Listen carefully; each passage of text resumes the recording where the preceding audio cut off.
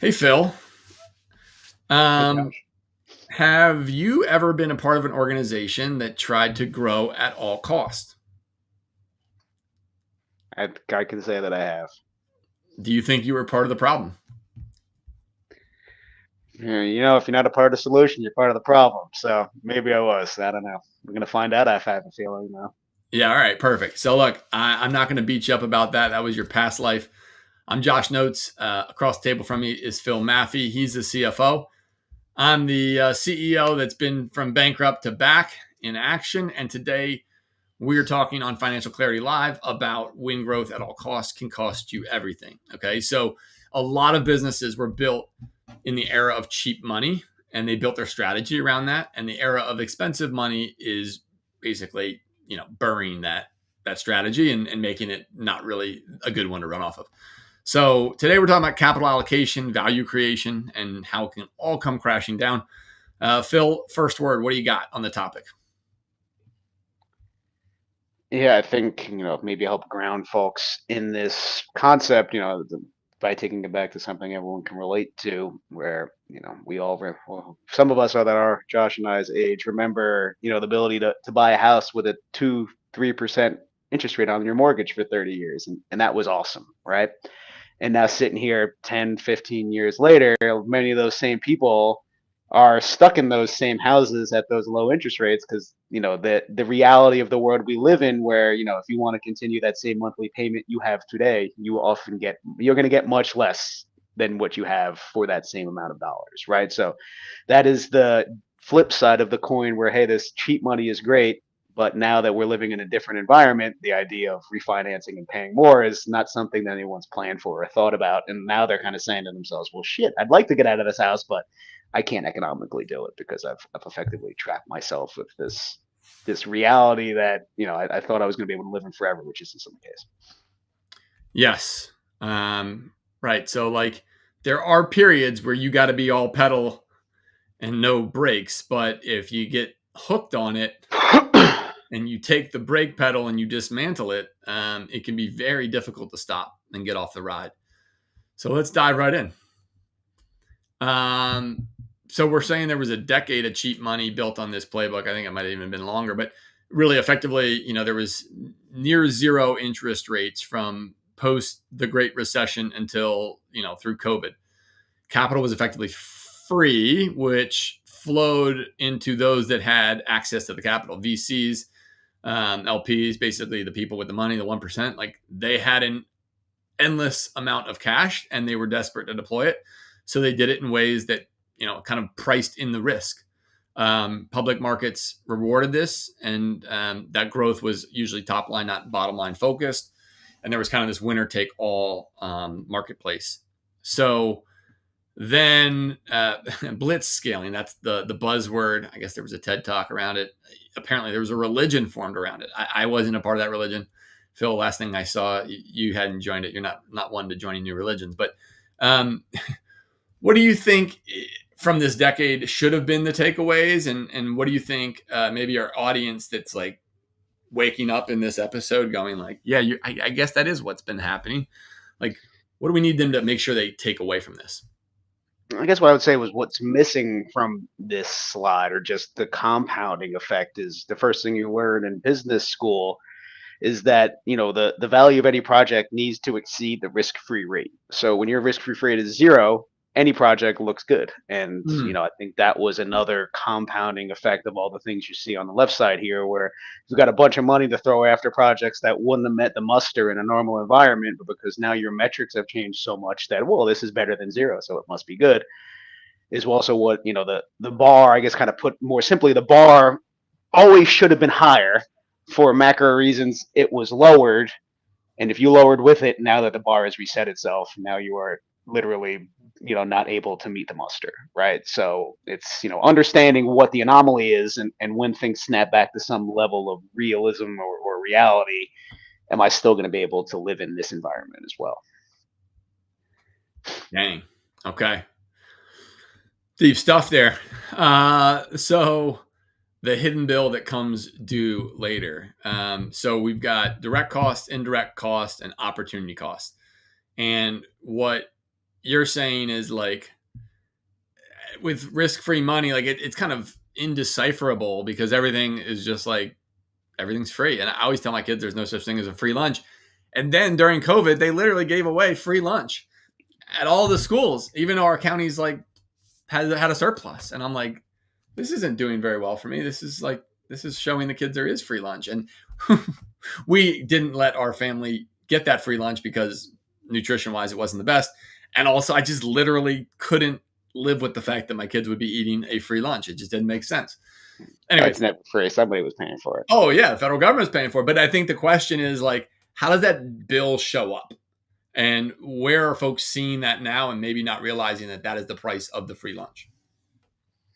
Well, anyone who had any kind of debt structure that needed to get restructured or was slated to be restructured, right around now, right? Where, if you didn't go into those kind of negotiations or into that decision, understand, right? It's like the 7 year adjustable rate mortgage. Like, this looks great now, but if my plan isn't to be out of here in 7 years, I'm subject to the whims or whatever things are doing then, right? So a lot of people wrote things, based on terms that seemed really attractive at the time.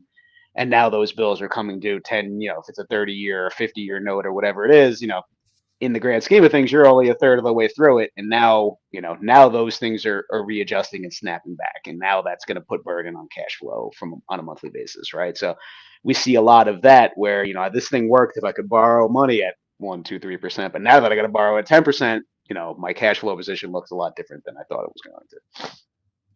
Yeah, and I think back to about 5 years ago, right? And there was in a lot of our clients, they were getting access to PPP money, which was free money, and then they would get the EIDL loans, which actually had a very low interest rate and a very long term, but it wasn't effectively free like the PPP money, which both of those are going to, I think, once in a lifetime, I'm hoping, scenarios. But the PPP money was just like an accounting exercise of like, all right, keep the economy going.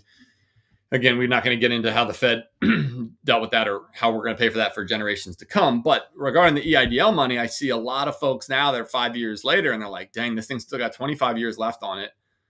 I'm having to make these monthly payments. The things I invested in, man, they wouldn't stand on their own, like you said, unless it was in a risk-free environment. And so, now they're having to pay back their loan with capital that is at a higher price, and it feels not good. It's like trying to climb a mountain with less oxygen than you had at base camp or something like that. What what do we say to the folks that are dealing with this and this bill is coming due? Like what can you do to get on the right side of this curve? Yeah, I mean, what they say that the best time to plant a tree was 20 years ago, and the second best Mm. time was yesterday, right? I mean, you obviously can't do anything about decisions that were made a decade ago, and those seeds are now planting themselves. But I think you can not repeat historical mistakes, right? Kind of make those kind of sayings like, you don't make, you shouldn't make the same mistake twice, and understanding those terms and kind of say I'll deal with that later, right? Once you've gone through that once or twice, you're not as inclined to do that again. So this always goes back to what we always talk about here, where if you ground these decisions in some objective, you know data driven way, i.e., kind of building a forecast, planning, sensitivity analysis against it, pressure testing it, those sorts of things, you'll be in a much better position to make those longer term decisions in the moment, as opposed to being the 10 years younger version of yourself, maybe a little bit out over your skis, a little bit too excited, and were willing to take whatever deal someone was willing to put in front of you because they were economically incentivized to put deals in front of everyone. And now that those same folks are much more, let's just say, much more discretionary with how they deploy their capital, it's going to take a more sophisticated investor to be able to take advantage of that, right? So you got to evolve. I guess the long way of saying nothing you can do about the decisions that were made in the past other than to learn from them and set yourself up for success when you have the opportunity to make the next decision, right? They're never happen in isolation. You can always there's always something that can be done, but the ink is dry on a lot of the stuff we're Ink talking is about dry. because they those decisions were made long ago, and And that's kind of us sitting here talking to your 10-year future self to say, hey, let's think about these things before you got to actually deal with them. Yeah, and I think we're sitting here in the middle of 2026, and if you're waiting for the credits to roll to tell you that the movie's over, like it's over. You can leave the theater.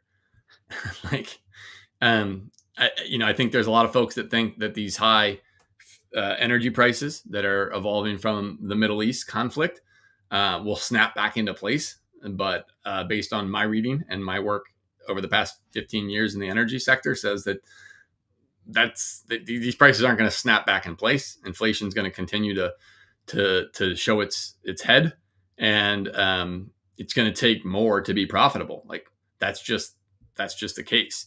And so if you're waiting for that era to arrive again, it's like showing up to, I don't know, a bar and hoping it's 80s night and dressing like it's 80s night, but everybody else just showed up and it's 2026, and you wonder why you're like the weirdo with your hair, in a scrunchie wearing tie dye or something. It's like, oh. So what strategy should folks be thinking about now? Let's shift to that instead of me talking about, random 80s parties. As much fun as those were. As much fun as they are.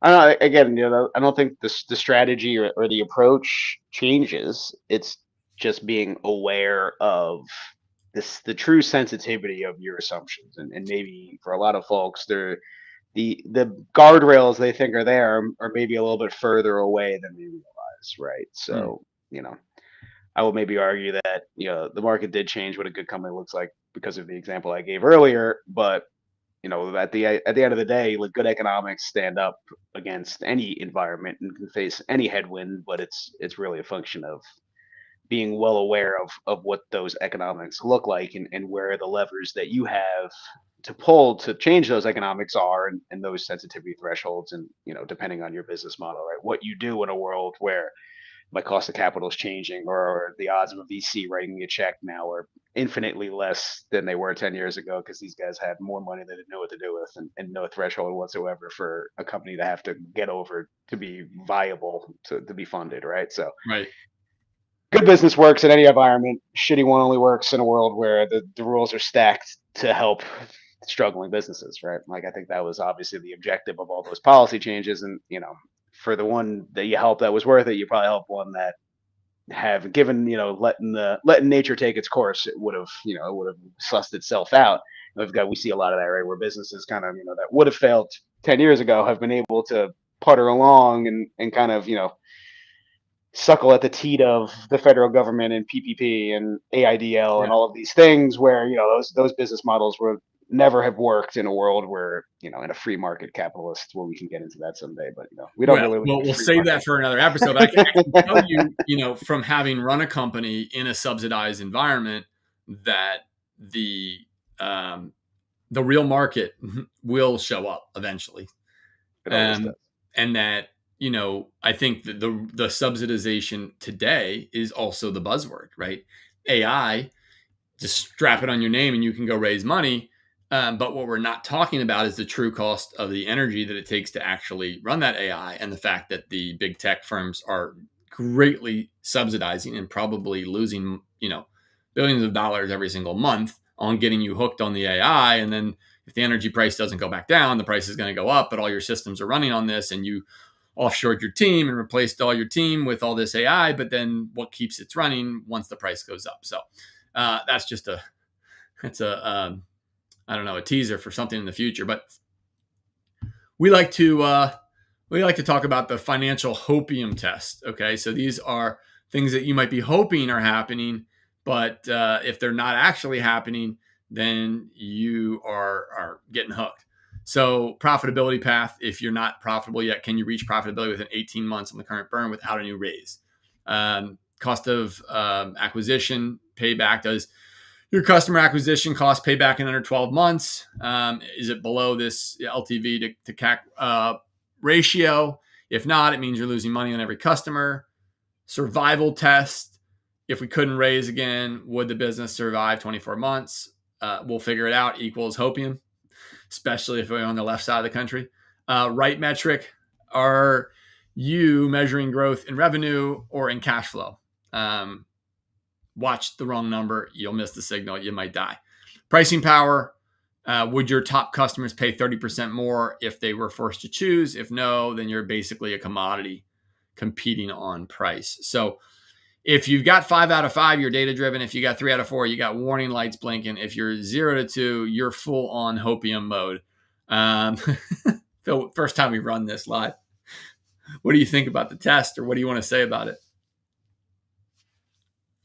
I mean, I think there's certainly some level of truth within this, but the exercise of going back and being honest with yourself, I think, is the most important thing, right? And I think to answer any of these questions, you need to have a good forecast that tells you the answer, right? Mm, right. I don't think you know the answer to any of this stuff unless you've actually sat down and gone through the exercise of how much am I burning, how much am I planning to burn, right? What is a realistic possibility of raising more money in an up round, and what do all of these things look like, right? So in order to answer any of these questions, you're going to have to go through an exercise to set yourself up to do so, which I think is, where the value of all of this comes from, right? Sounds like you know a thing or two about this. So compound growth is not really slow growth. What we like to talk about is sustainable growth. These are some metrics here. Again, Phil, you could challenge this based on industry, but I think if you're growing at a clip that is subsidized, it's not sustainable. And if you don't know where the subsidies lie, give it a decade, you'll figure it out, but it might not be what you want to know. So when you start thinking about like what healthy growth looks like, if you don't like any of these, throw them out and grab another one. Like, what do you think folks should be looking for? I know it matters on who they are and what business they're in and what industry they're in and what their forecast says that you would love to build for them if they were so interested. But what do you got on this topic? Yeah, I think it is looking at the whole. I think you alluded to looking at the whole picture and not just revenue growth or gross margin or whatever it is, right? At the end of the day, cash is king, and you can't operate a business without it. So, looking at that profitability, right, managing that bottom line, I think is paramount to everything. And, these are all canaries in the coal mine where, we can look to see what is out of whack when we run this analysis and we realize that, we run out of cash in 3 months and we say, holy shit, we need to change something. Does that look like changing the terms of our, agreements with our suppliers and with our vendors and all of those folks? Does it look like changing our marketing strategy to try to adjust the customer acquisition cost, right? That's where the state dependent, variables live. But at the end of the day, if you can't manage to that bottom line, or if you're hoping that, some crazy marketing investment is able to deliver enough revenue to just break even, you're probably just doing that, a hoping exercise, and not, grounding yourself in something that's going to be realistic, right? Very good. Okay, so from a burn-based strategy to a cash-based strategy in 90 days, you got to do some version of the Hopium test. You got to have a forecast to do it. You got to understand your unit economics. You got to, cut or raise price, and you got to reinvest wisely. So this all comes back to forecasting. We've run dozens of episodes on just that topic. If you haven't watched any of those, please go back and watch them, or maybe get in touch. We can help you to implement that type of system that will help you make these decisions if you feel like now is the time to make this change. All right, so taking this test right now, if you want to self-implement, I'm going to give you access right here to our financial clarity scoring system. It's a Sustained CFO diagnostic. Use your smartphone to click the QR. You're going to get 15 questions. You need to answer them honestly, or it means nothing.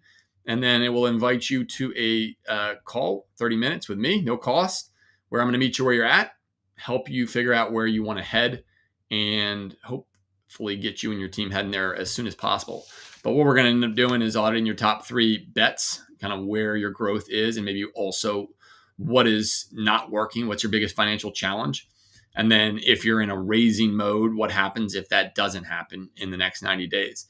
From there, if that's something that you're interested in, we also offer a Sustained CFO 4-week program where we'll actually step into that role for a week and try to solve that biggest problem. Again, no cost. This is our offer to the market, so we can show you what we're made out of and hopefully help you get where you're going. With that being said, Phil, final word. The final word is to manage the bottom line, and don't confuse revenue growth with profitability. Boom. You heard it here. Financial Clarity Live. We appreciate you joining. If you enjoyed this, want more, join our newsletter, Finance in Focus, for weekly financial tips, updates, and Q&A from this episode. And then we look forward to seeing you next week for our next episode, where we're going to help you